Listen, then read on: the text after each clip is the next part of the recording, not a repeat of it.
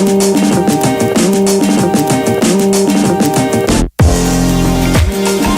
going to open up this video with a callback to an older video from when I got pulled over for running a stop sign.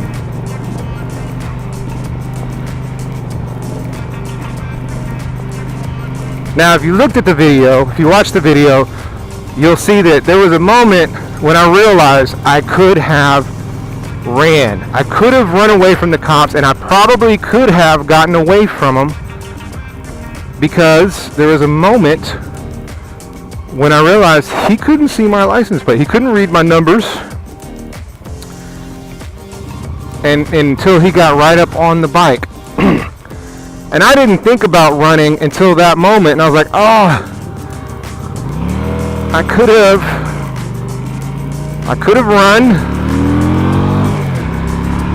run, and I could have gotten away, because the next intersection wasn't that far. And I know people say, hey, you can't outrun a radio. And for the most part, that's true, but I think in this case, I could have gotten away. I could have tucked back in a corner for a little while and waited things out. So in that moment, I realized, or I thought, that if I just took off, I could have gotten away. And maybe I could have, maybe I couldn't, you know, I don't know what the outcome would have been.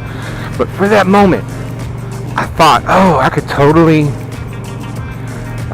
get away. And I just found out yesterday that another person was going to get pulled over for speeding and decided to run. And he got busted, and he went to jail, because that is felony evasion.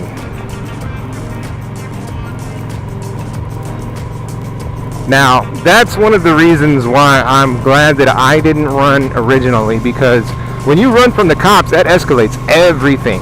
Like, it's way better to take your lumps for speeding than it is to get busted and sent to prison or jail, the hoosgow, the big house, whatever you want to call it. Even spending a night in lockup for running from the cops is too long. One of the things I've noticed about motorbikers, is that they want to be seen. Like, they have some of the most flamboyant helmets. They have some of the most noticeable bikes. You know, this bike right here is pretty plain. You know, not a lot going on. You know, I had a mohawk on my helmet at one point. I'm not putting it on this helmet because the design is too cool. But yeah, bikers like to stand out. They like to be seen, if for no other reason, by other people. You know, you've got lights. People put lights on their bikes. They make paint jobs that really stand out. They wear different, you know, mohawks and gizmos and stuff on their helmets, all sorts of stuff. So blending in is not what a biker does. The only time a biker blends in is when he's with other bikers. You don't want to be on the same bike as everybody else. You want to stand out. That's kind of the reason you're on a bike. Felony evasion, that's a serious crime. It costs a lot of money. And from what I understand, this guy that ran ended up having to sell his bike to pay for all the fines. And now he's stuck in a car. He may never get another bike. I don't know if he'll lose his license or what, his endorsement. I mean, there's a lot of things that could happen. So if you see the lights and you know you're at fault, just pull over. A speeding ticket or whatever it is you're getting pulled over for is not going to be as detrimental as a night in jail. I mean, there's people who lose their jobs because they couldn't make it to work because they spent a night in jail just because they didn't pull over. A lot of cops, if you are respectful, they may not like that you broke the law. They may not like that you made them do their job. But the end of it is that they'll respect you for making their job easy. So, yes sir, yes ma'am, yes I know I was speeding.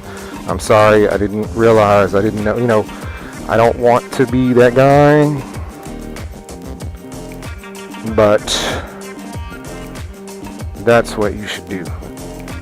Cop may still be a jerk to you, and that's okay. It's better to be a jerk on the side of the road than a jerk locked up for the night.